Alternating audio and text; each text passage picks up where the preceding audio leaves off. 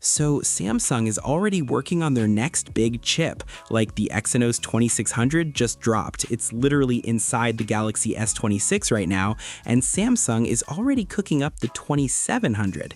And here's the wild part. Some early numbers have already leaked online. Let's talk about it. So someone spotted the Exynos 2700 on Geekbench. For those who don't know, Geekbench is basically a speed test for chips. Developers run it early to see how a chip is performing, and this time it gave us a little sneak peek at what Samsung is building. First thing that caught my eye, the core structure. The Exynos 2700 is reportedly running a 10-core CPU setup. Now that's the same number as the 2600, so Samsung isn't changing the count, they're just trying to make it better. But here's where it gets a little weird. The fastest cores on this chip are clocking in at around 2.88 gigahertz, and the rest of the cores, the ones doing lighter tasks in the background, are sitting at around 2.4 gigahertz. Now those numbers, I'm gonna be honest with you, they're a little lower than what the 2600 was doing, and that made me raise an eyebrow. Like, how are you going backwards? But, and this is important, this was an early engineering build. Think of it like a rough draft. It's not the final version. Developers test these chips way before they're ready, and the numbers at this stage almost never reflect what the chip does when it actually ships. So I'm not panicking yet. I really hope those numbers go up though. Now, the GPU situation is pretty exciting. The Exynos 2700 is rumored to be paired with the Xclipse 970 GPU. Samsung's Xclipse GPUs are their AMD-powered graphics chips, and each generation has been getting noticeably better, so that's something to look forward to, especially for gaming and anything visually intensive on your phone. And on top of that, there are rumors floating around that the Exynos 2700 could offer around a 12% overall performance boost over the 2600.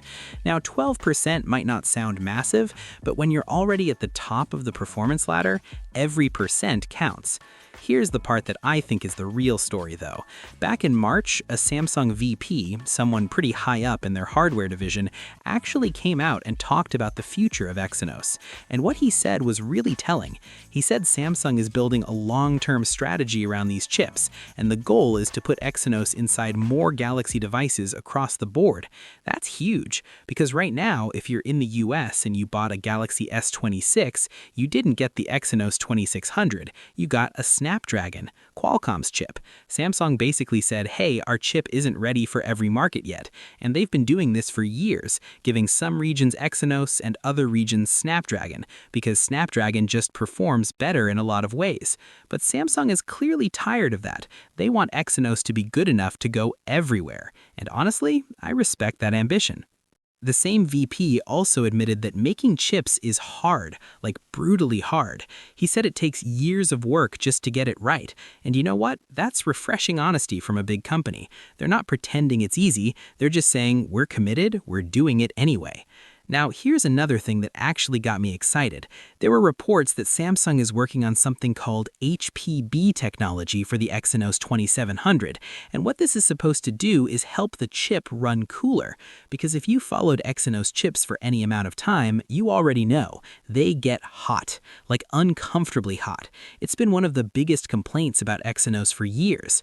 Gaming for 20 minutes and your phone feels like it just came out of an oven?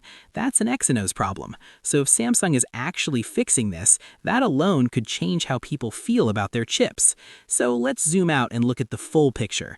You've got a chip that's already showing up in early tests, it's got a 10-core setup, a new GPU, early performance numbers that could still change a lot, a rumored 12% speed boost, and Samsung actively trying to fix one of Exynos' biggest weaknesses, heat. The real question I keep coming back to is, can Exynos actually compete with Qualcomm? Because that's the bar. Snapdragon 8 Elite is an absolute monster right now, and Samsung knows that. That's why they put Snapdragon in the S26 for the US market instead of their own chip. But if the Exynos 2700 delivers on these rumors, if the heat's better, if the performance actually jumps, and if Samsung starts putting it in more devices worldwide, that changes the conversation completely. I'm not ready to crown it yet, it's way too early, but I'm definitely watching this one closely. Samsung has a lot to prove, and honestly, I think they know it.